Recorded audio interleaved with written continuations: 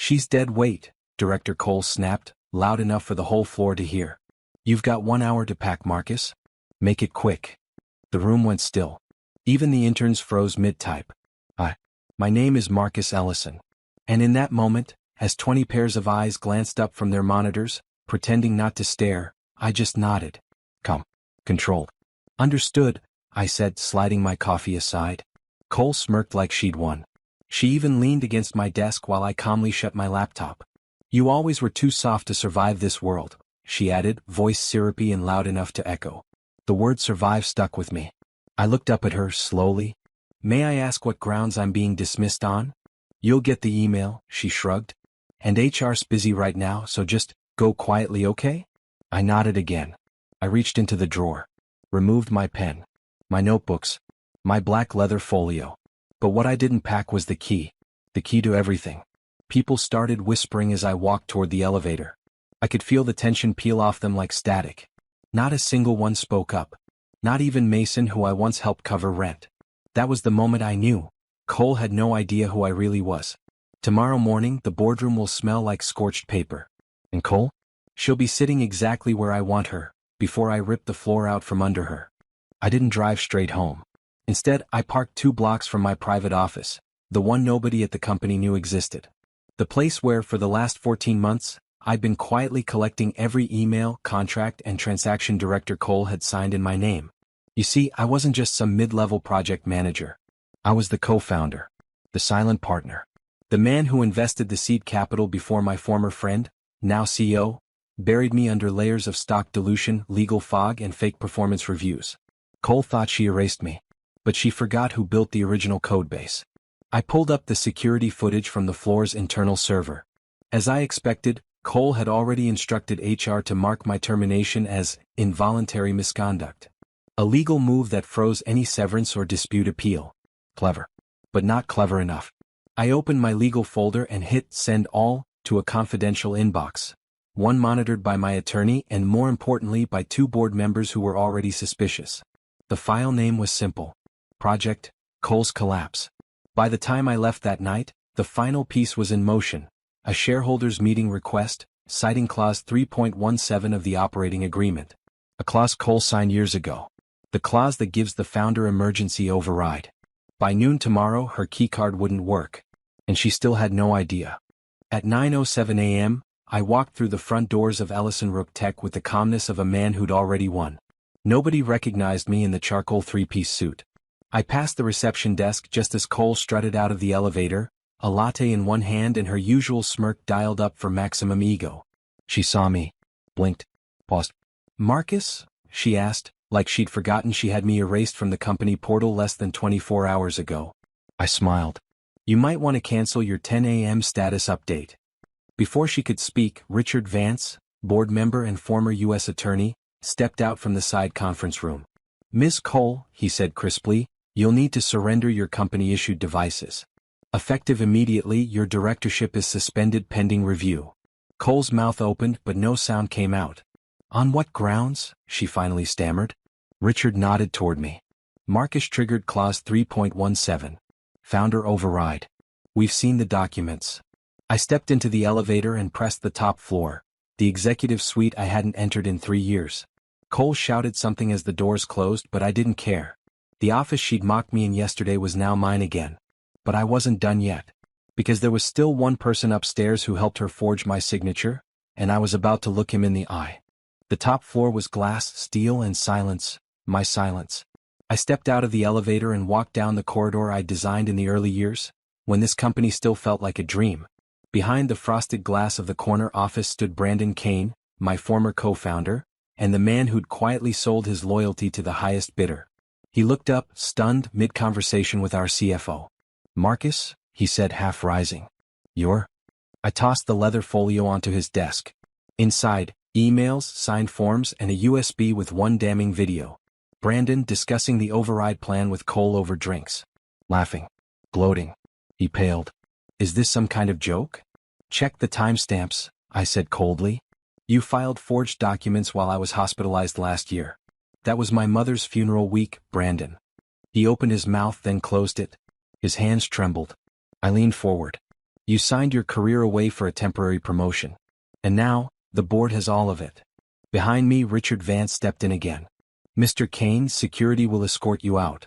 As Brandon stood, eyes hollow, I whispered, I would have given you everything. You took it anyway. The CFO avoided my gaze as she slipped out. I was alone in the room now. Until I opened the bottom drawer of Brandon's desk, and saw something that made me pause in disbelief. It was a blue folder. No labels. Just thick, expensive paper. The kind used for private contracts or contingency plans. Something about it didn't belong in Brandon's drawer. I pulled it out, flipped it open, and froze. Inside were signed letters, resignation notices, from 6 department heads. All dated for tomorrow. Each one addressed to Brandon, thanking him for the transition opportunity and discreet exit terms. I scanned faster. A payout clause. Stock transfers. A timeline. He was planning a mass exodus. One that would have gutted operations the morning after I reclaimed the company. Not to hurt me, but to destroy it before I had a chance to rebuild. I sat back in his chair, heart pounding. I had been so focused on the coup, on the betrayal. I missed the deeper rot. This wasn't just about ego. It was war. I pressed the intercom. Richard, get me Ava Tran and Daniel Holloway. No. Emergency session. Brandon thought he could sink the ship on his way out. But I had one card left, and it wasn't legal, financial, or even corporate. It was personal. A secret only Brandon and I knew from 10 years ago in Berlin. One he'd buried so deep he thought I'd forgotten.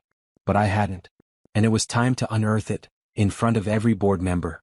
Because once that secret came out, no one would follow him again. Not ever. The boardroom was dead silent.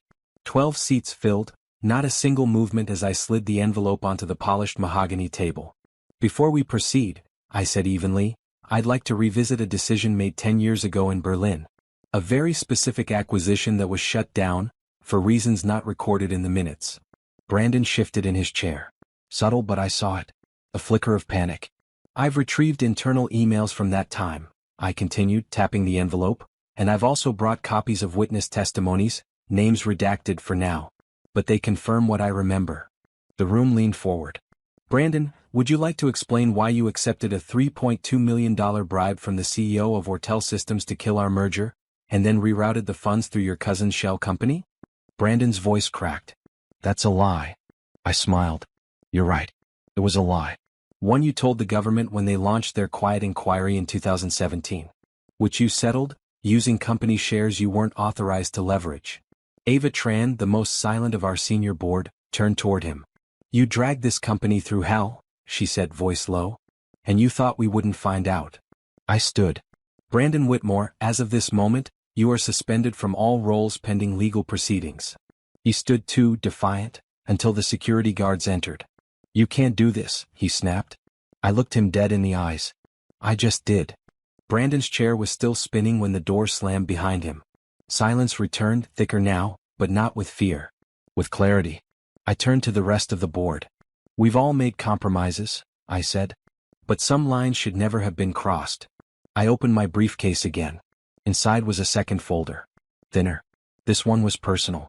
I founded Ellison and Gray when I was 28, I said. What most of you don't know is that I built it on a promise I made to my brother, a veteran who never made it home. He believed in integrity, in doing what's right even when it hurts.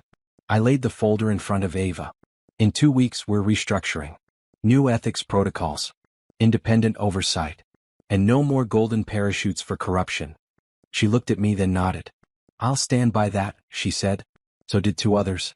But one man, Dylan Roth, VP of Strategy, didn't flinch. Didn't move. Just stared at the photo in the folder. A still from CCTV footage showing him and Brandon exchanging a manila envelope 3 years ago. I met his eyes. You're next. Don't run. That evening I went back to my apartment. It was quiet. Peaceful. But I knew it wouldn't last.